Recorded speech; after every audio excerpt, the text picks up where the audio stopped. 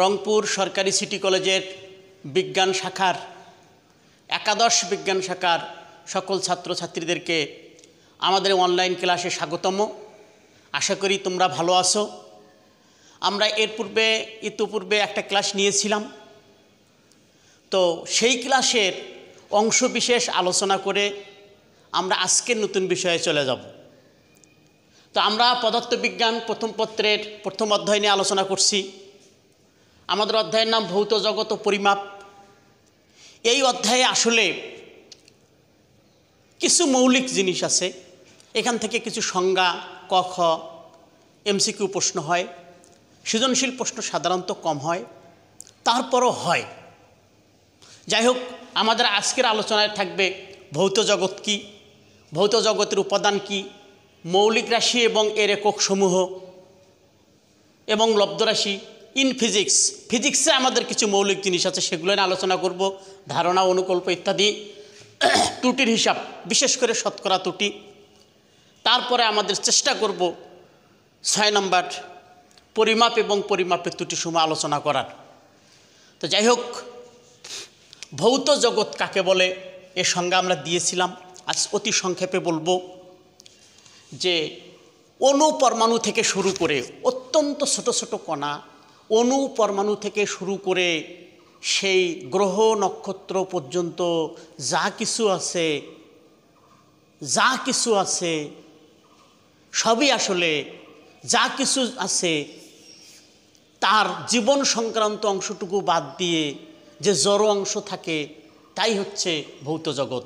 এক কথায় অতি ক্ষুদ্র ক্ষুদ্র কণা, অণুপরমাণু থেকে শুরু করে গ্রহ নক্ষত্র পর্যন্ত যা কিছু আছে তার জড় অংশটাই হচ্ছে ভৌত জগৎ। এই জন্য জড় জগতের আরেকটা নাম হলো, ভৌত জগতের আরেকটা নাম হলো জড় জগৎ। ভৌত জগতের একটা নাম হচ্ছে জড় জগৎ।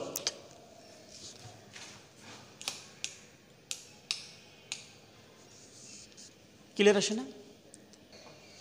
ভৌত জগতের উপাদান আসলে চারটি উপাদান হলো স্থান, কাল, ভর ও শক্তি। ভৌত জগতের উপাদান হলো এই চারটি। আচ্ছা, মৌলিক রাশি, এই জায়গাটা আমি হোমওয়ার্ক দিয়ে রাখতে চাই, বরাবরই এটা আমি হোমওয়ার্ক দিয়ে রাখি। এটা এসএসসি লেভেলে ছিল, এটা একটু পড়ে নিতে হবে, মৌলিক রাশিসমূহ এবং তার এককসমূহ। এরপরে 4 নম্বরে আমাদের আছে ধারণা, অনুকল্প, এগুলো কি। এখানে আমরা আসব।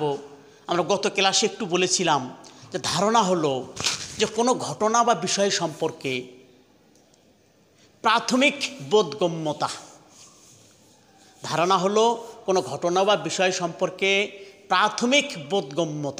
প্রাথমিক বোধগম্যতাই হলো ধারণা। এরপরে আছে অনুকল্প আসলে কি? অনুকল্প নিয়ে যদি আমি ডিটেলস তোমাদেরকে একটু বলতে চাই, একটু খেয়াল করে দেখো। তাহলে আমরা বলতে চাচ্ছি ধারণা হলো কোনো ঘটনা বা বিষয় সম্পর্কে প্রাথমিক বোধগম্যতা। এরপর অনুকল্প কি? অনুকল্প হলো যে কোনো ঘটনার বা কোনো বিষয়ের গবেষণালব্ধ সুচিন্তিত গবেষণালব্ধ লিখিত ব্যাখ্যাই হলো আমাদের অনুকল্প। তাহলে আমরা বলবো সুচিন্তিত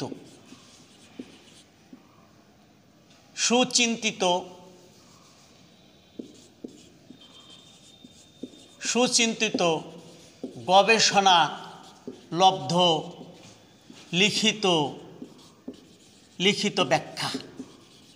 লিখিত ব্যাখ্যা। এরপর আমরা আলোচনা করেছিলাম তত্ত্ব। গত লেকচারে আমাদের হয়েছে তথ্য কি? তত্ত্ব হলো যে কোনো অনুকল্প পরীক্ষা নিরীক্ষা দ্বারা যদি প্রমাণিত হয় তাহলে সেই অনুকল্পকে বলা হবে তত্ত্ব। আমি আজকে একটা নতুন গল্প বলতে চাচ্ছি। মনে করে একটা ঘটনা ঘটে গেল। এখন একটা ঘটনা ঘটে গেল, বনে জঙ্গলে দেখা গেল যে কয়েকটা নতুন পশু। তো এখন একজন বিজ্ঞানী কী করলো? ওই পশুগুলো সম্পর্কে প্রাথমিক একটা ধারণা করলো যে এগুলো আসলে গরু হতে পারে। এটাই হচ্ছে ধারণা। এখন এখানে অনুকল্প কি? একজন বিজ্ঞানী কোনো পরীক্ষা নিরীক্ষা করলো না, সে অনেক চিন্তা করলো, ইতিহাস ঘাটার চেষ্টা করলো, করে সে প্রাণী সম্পর্কে একটা লিখিত ব্যাখ্যা দিল। এটাও আসলে অনুমান। এটা যেহেতু এটা লিখিত, এই যে অনুকল্প, আসলে অনুকল্পকে আমরা এটাও বলতে পারি, অনুকল্প হচ্ছে লিখিত লিখিত অনুমান, লিখিত অনুমান, লিখিত অনুমান। এখন পরীক্ষা নিরীক্ষা করে যদি দেখা যায়, তাহলে ইনি লিখিত অনুমানে কি বললেন, যে বনে জঙ্গলের ওই প্রাণীটা গরু হতে পারে, হতে পারে, অনুমান করে বললেন, লিখিত ব্যাখ্যা দিলেন যে এর এই আছে সেই আছে, ওই প্রাণীটা এটা খায় ওটা খায় ইত্যাদির উপর ভিত্তি করে তিনি লিখিত একটা ব্যাখ্যা দিলেন, যেটাকে বলা হবে অনুকল্প। এখন তত্ত্ব কি? তত্ত্ব হচ্ছে যে এখন ওই প্রাণীটাকে ধরে নিয়ে আসা হলো, ধরে নিয়ে এসে দেখা হলো যে সে কি খায়, তার পা কয়খানা, শিং আছে কিনা, ইত্যাদি ইত্যাদি একেবারে পরীক্ষা নিরীক্ষা করা হলো। পরীক্ষা নিরীক্ষা করে ওই প্রাণীটা সম্পর্কে একটা লিখিত ব্যাখ্যা দেওয়া হলো। তাহলে পরীক্ষা নিরীক্ষা দ্বারা প্রমাণিত, পরীক্ষা নিরীক্ষা করে যদি প্রমাণ করে যদি একটা লিখিত ব্যাখ্যা দেওয়া হয়, তাহলে সেটাকে বলা হবে তত্ত্ব। তাহলে এখানে আমরা আরেকটু অন্যভাবে একটু যেতে পারি, যে পরীক্ষা নিরীক্ষা দ্বারা যদি কোনো অনুকল্প প্রমাণিত হয়, তাহলে ওই অনুকল্পকে বলা হবে তত্ত্ব। মনে করো একটা বিষয়ের ওপর 3-4টা লিখিত ব্যাখ্যা আছে, অনুমান করে 3-4টা লিখিত ব্যাখ্যা আছে, তাহলে 3-4টাই হচ্ছে অনুকল্প। আর পরীক্ষা নিরীক্ষা করে দেখা গেল এর মধ্যে একটা সঠিক, তাহলে ওই সঠিক অনুকল্পটাই হচ্ছে তত্ত্ব। সুতরাং আমরা বলতে পারি যে সকল তত্ত্বই অনুকল্প, কিন্তু সকল অনুকল্প কিন্তু তত্ত্ব নয়। এরপর আমরা আসবে সূত্র। আজকে আমাদেরকে ডিটেলসে যাওয়ার সুযোগ নাই, আমরা একটা লেকচারে এগুলো বলেছিলাম। সূত্র কি?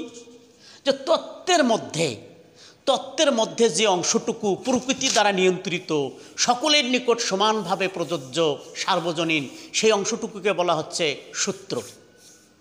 এরপর আসবে নীতি। কি নীতি?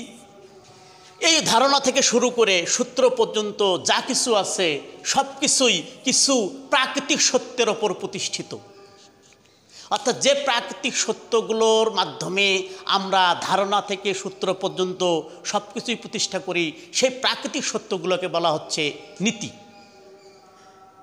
যেমন শক্তির সংরক্ষণশীলতা নীতি। তো যাই হোক, আমরা আলোচনা থেকে স্পষ্ট বুঝতে পারতেছি যে আমাদের ধারণার পরে আছে অনুকল্পের পর তত্ত্ব, তত্ত্বের উপরে সূত্র, তারপরে নীতি। মাঝে মাঝে প্রশ্ন করা হয় যে তত্ত্ব এবং সূত্রের মধ্যে তফাৎ কি? তত্ত্ব হচ্ছে মানুষ প্রদত্ত, এটা মানুষের তৈরি, এটা একটা বৈজ্ঞানিক ব্যাখ্যা। তবে পরীক্ষা নিরীক্ষা দ্বারা প্রমাণিত বৈজ্ঞানিক ব্যাখ্যা হচ্ছে তত্ত্ব। পরীক্ষা নিরীক্ষা দ্বারা প্রমাণিত বৈজ্ঞানিক ব্যাখ্যাই হচ্ছে তত্ত্ব। আর সূত্র কি? এটা কিন্তু মানুষ প্রদত্ত নয়, এটা প্রকৃতি দ্বারা নিয়ন্ত্রিত।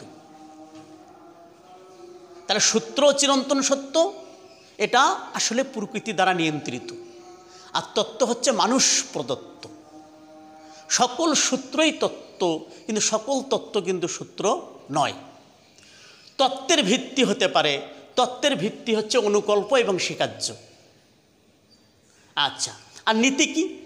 নীতি তো আমরা বললাম যে এমন কিছু প্রাকৃতিক সত্য আছে যে সত্যগুলোর উপর ভিত্তি করে আমরা অন্য জিনিস ব্যাখ্যা করি, সেই প্রাকৃতিক সত্যগুলোই হচ্ছে নীতি। এক কথায় ধারণা থেকে শুরু করে সূত্র পর্যন্ত যা কিছু আছে এর প্রত্যেকের ভিত্তি হচ্ছে নীতি। সুতরাং আমরা বলতে পারি পদার্থবিজ্ঞানের ভিত্তি কি? পদার্থবিজ্ঞানের ভিত্তি হচ্ছে নীতি। পদার্থবিজ্ঞানের ভিত্তি হচ্ছে নীতি।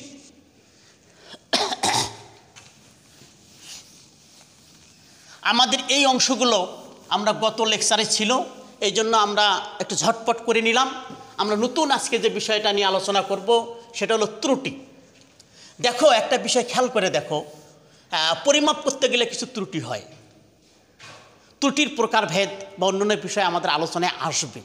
তার আগে আমরা শতকরা ত্রুটি কীভাবে নির্ণয় করা হয় সেটা একটু শিখে নেব। এটা একটা টেকনিক, তাছাড়া বুঝতে অসুবিধা হবে। মনে করো অভিকর্ষ ত্বরণ জি এর সঠিক মান হচ্ছে 9.80665 মিটার পার সেকেন্ড স্কোয়ার। এটা সঠিক মান, এটা সঠিক মান। কিন্তু তুমি পরীক্ষা নিরীক্ষা করে তুমি এর মান পেলে, তোমার পরীক্ষালব্ধ মান বা প্রাপ্ত মান এটাকে বলা হয় আপাত। প্রাপ্ত মানটা তুমি পেলে জি সমান 9.60 বা 9.6 আচ্ছা মিটার পার সেকেন্ড স্কোয়ার। তাহলে সঠিক মান এত আর তোমার প্রাপ্ত মান হচ্ছে এত। তাহলে এই জায়গায় 3টা ত্রুটি আছে যারা পরীক্ষায় আসে। তাহলে 1 নম্বর কোশ্চেন হলো, তাহলে পরম ত্রুটি কত? পরম ত্রুটি কত হবে? এই পরম ত্রুটি হচ্ছে সঠিক মান বা প্রকৃত মান। এটা আরও কিছু নাম আছে, প্রকৃত মান। আর প্রাপ্ত মানের আর একটা নাম হচ্ছে পরীক্ষালব্ধ মান। তাহলে পরম ত্রুটিটা হচ্ছে আমাদের প্রকৃত মান মাইনাস প্রাপ্ত মান বা আপাত মান। আপাত মান এখানে আমাদের মডুলার চিহ্ন দিতে হয়, কারণ এই পরম ত্রুটি কখনো ঋণাত্মক হতে পারে না। এরপর আমরা একটা উদাহরণ দেব। তাহলে প্রকৃত মান এবং আপাত মানের তফাৎ বা পার্থক্যই হচ্ছে পরম ত্রুটি। আপাত মান কোনটা? এই যে প্রাপ্ত মান, এটারই আরেকটা নাম হচ্ছে আপাত মান। আপাত মান। তাহলে আমাদের উদাহরণে পরম ত্রুটি কত হবে? প্রকৃত মান কত ছিল? 9.80665 মাইনাস 9.60। তাহলে বিয়োগ করলে আমাদের যেটা হবে সেটা, এটাই হবে আমাদের পরম ত্রুটি। এটা কখনো ঋণাত্মক হতে পারে না, পরম ত্রুটি। তাহলে আমাদের পরম ত্রুটি গেল। এবার আমাদের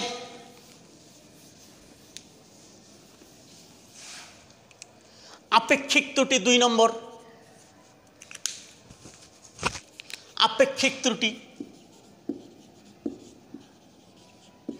আপেক্ষিক ত্রুটি এটা আসলে কি জিনিস? এটা আসলে একটা অনুপাত। উপরে হবে পরম ত্রুটি, নিচে হবে প্রকৃত মান বা সঠিক মান।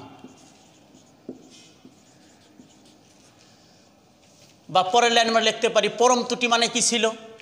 এই যে প্রকৃত মান বিয়োগ আপাত মান ভাগ প্রকৃত মান। এই অনুপাতটাকেই বলা হবে আপেক্ষিক ত্রুটি। পরম ত্রুটি এবং প্রকৃত মানের অনুপাতটাই হলো আপেক্ষিক ত্রুটি। তাহলে আমাদের উদাহরণে আপেক্ষিক ত্রুটি আমরা বের করতে পারবো। একটু আগে আমাদের পরম ত্রুটি যা এসেছিল সেটাকে আমরা প্রকৃত মান দিয়ে ভাগ করব, তাহলে আমরা আপেক্ষিক ত্রুটি পাবো। এর কোনো একক নাই। এরপর আমাদের 3 নাম্বার আমাদের আর একটা ত্রুটি হলো শতকরা ত্রুটি। খুব মনোযোগ দিয়ে দেখতে হবে, এখান থেকে প্রশ্ন করা হয়। শতকরা ত্রুটি, শতকরা ত্রুটি কাকে বলে? শতকরা ত্রুটি হলো যে আপেক্ষিক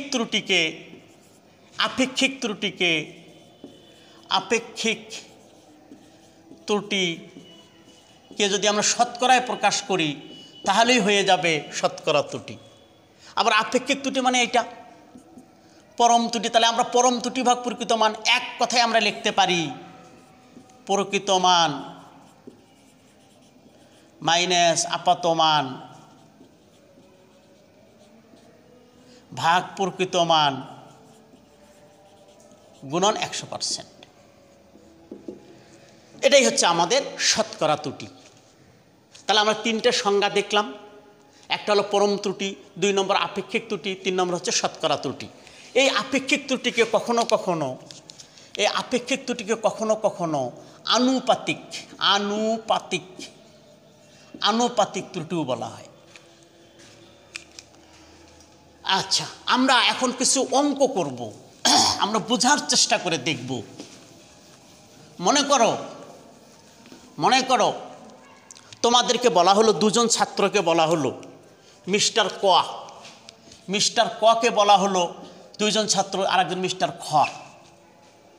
এদেরকে বলা হলো যে বাবা আজকের পরিবেশের তাপমাত্রা পরিমাপ করো। তো মিস্টার ক তাপমাত্রা পরিমাপ করলো 35 ডিগ্রি সেলসিয়াস, আর মিস্টার খ তাপমাত্রা পরিমাপ করলো 28 ডিগ্রি সেলসিয়াস। অথচ আজকের প্রকৃত তাপমাত্রা ছিল মনে করো 30 ডিগ্রি সেলসিয়াস। তাহলে এই যে মিস্টার ক এবং খ, এদের মধ্যে কার পরীক্ষালব্ধ মান, একজনের পরীক্ষালব্ধ মান 35 আর একজনের পরীক্ষালব্ধ মান 28 ডিগ্রি সেলসিয়াস। তাহলে এই দুজন ছাত্রের এই ফলাফলের মধ্যে কার মানটা অধিক গ্রহণযোগ্য, এরকম কোশ্চেন কিন্তু করা হয়ে থাকে, যে ছাত্রদ্বয়ের পরীক্ষালব্ধ ফলাফলের মধ্যে কার ফলাফল অধিক গ্রহণযোগ্য। আমরা বলতে পারি হয়তো যে এর, কিন্তু এইটুকু বললে তো আমাদের চলবে না, আমাদের গাণিতিক ব্যাখ্যা দিয়ে বলতে হবে, আমাদের বিষয়টিকে গাণিতিকভাবে ব্যাখ্যা করতে হবে। তাহলে আমরা নির্ণয় করব কি, আমরা এই যে মিস্টার ক এর শতকরা ত্রুটি, আমরা বলবো মিস্টার ক এর পরিমাপে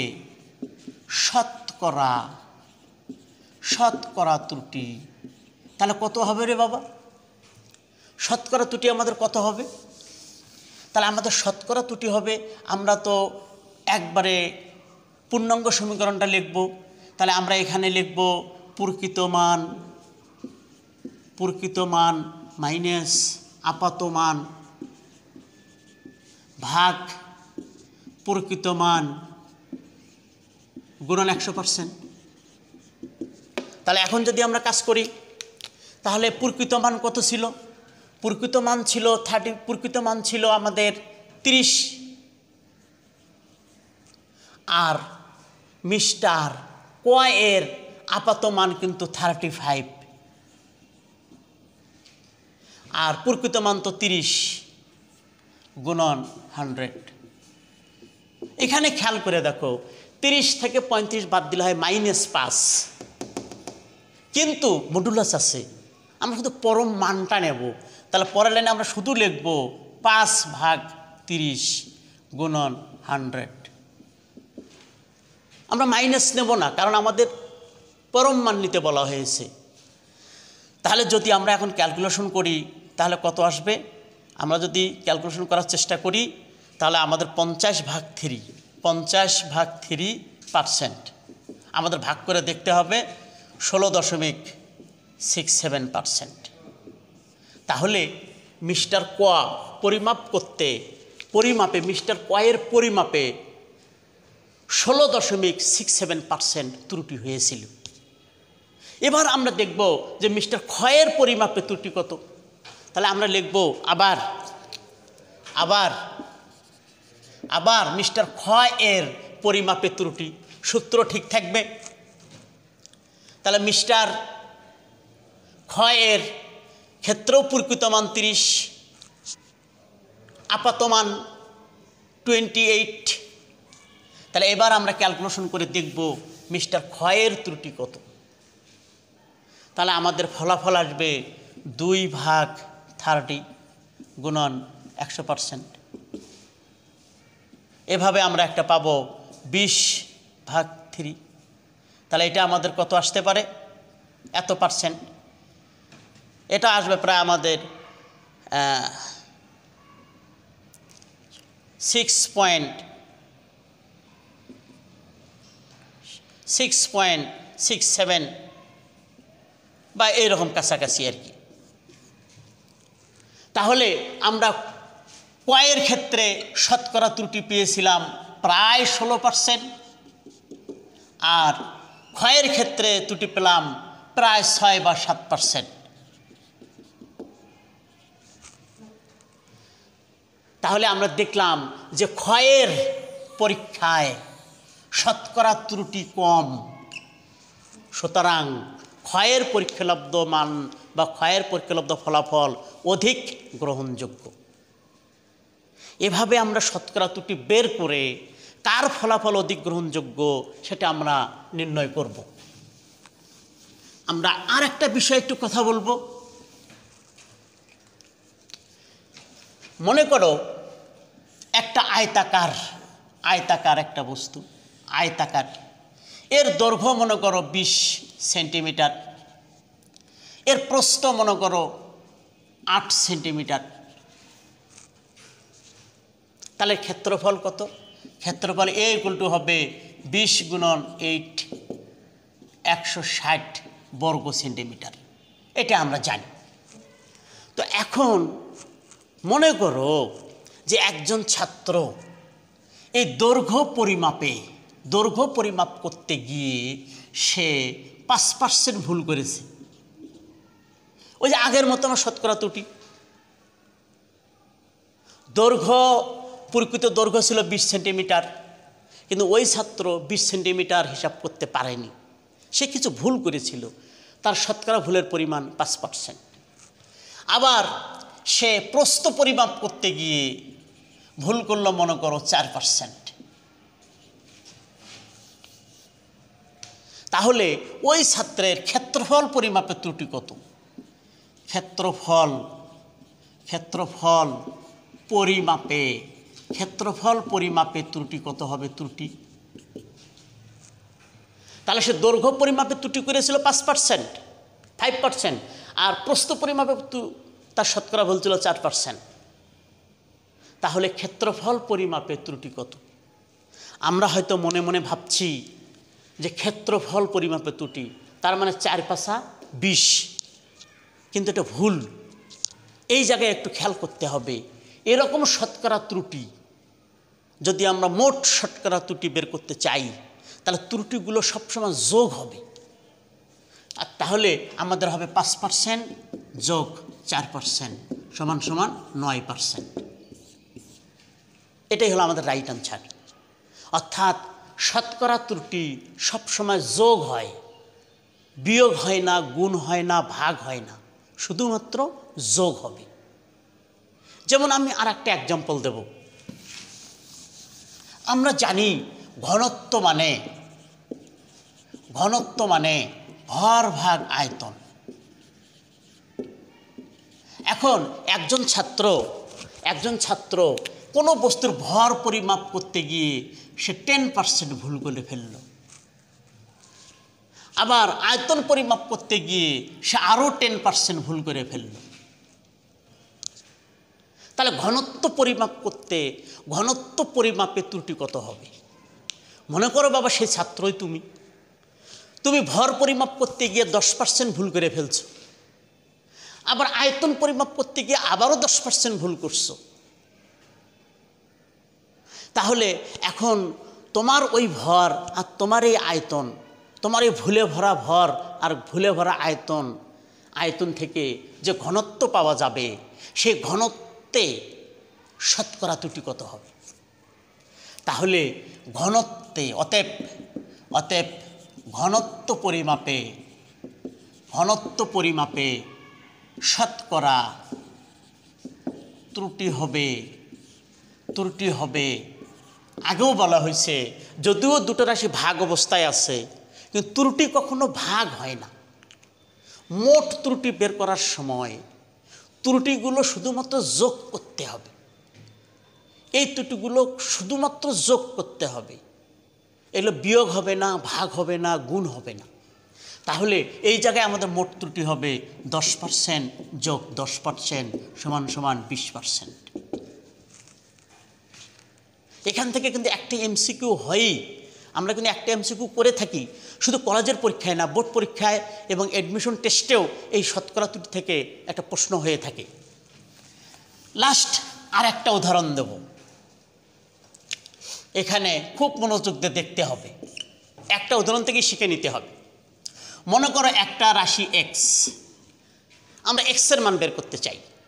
এই এক্সের মানটা তিনটা রাশির সাথে dependent, A B C, A B C. এখন এ আছে cube, B square, C to the power 4। সোজা কথা, আমরা যদি এক্সের মান পেতে চাই তাহলে আমাদের এ বি সি তিনটা মান জানা দরকার। এখন তুমি কি করলা মহান বিজ্ঞানী, তুমি মহান বিজ্ঞানী, তুমি কি করলা, এ এর মান পরিমাপ করতে গিয়ে তুমি 2% ভুল করে বসে আছো, খুব বেশি ভুল করো নাই। আবার তুমি কি করলা, বি এর মান পরিমাপ করতে গিয়ে তুমি 5% ভুল করছো, তোমার মনোযোগ ছিল না, 5% ভুল হয়েছে। আবার তুমি সি এর মান পরিমাপ করতে গিয়ে তুমি 3% ভুল করে ফেলছো। অর্থাৎ তুমি যদি এক্সের মান বের করতে চাও, বাবা তোমার প্র্যাকটিক্যাল লাইফে চলে আসো, বাস্তবে চলে আসো। মনে করো তুমি এক্সের মান বের করতে চাচ্ছ, তাহলে এই সমীকরণের সাহায্যে এক্সের মান যদি বের করতেই হয় তাহলে আমাদের এ বি সি এই তিনটা রাশির মান বের করতে হবে। আর এই তিনটা রাশির মান তুমি বের করছো, কিন্তু তুমি সঠিক মান বের করতে পারো নাই। তুমি এর মান বের করতে 2% ভুল করেছো, বি এর মান নির্ণয়ে 5% এবং সি এর মান নির্ণয়ে তুমি 3% ভুল করেছো। তাহলে এক্সের মান পরিমাপে ভুলের পরিমাণ কত হবে? এখানে তো দুটো রাশি গুণ অবস্থায় আছে, আবার ভাগও আছে।